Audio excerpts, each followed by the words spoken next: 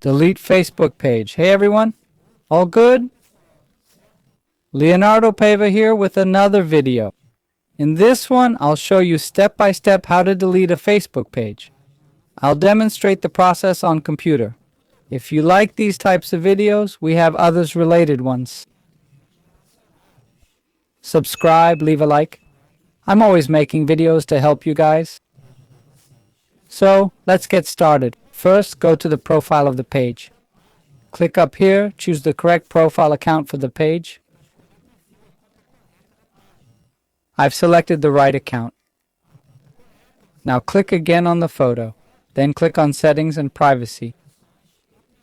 Settings and Privacy, and choose the Settings option. Here, folks, scroll down. On the side, keep scrolling down until you see Access and Control.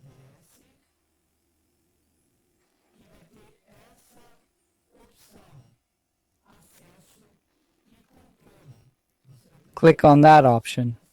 Two options: deactivate page, temporary, or delete it permanently. Photos will be removed from most shared videos, but you can reactivate this page whenever you want.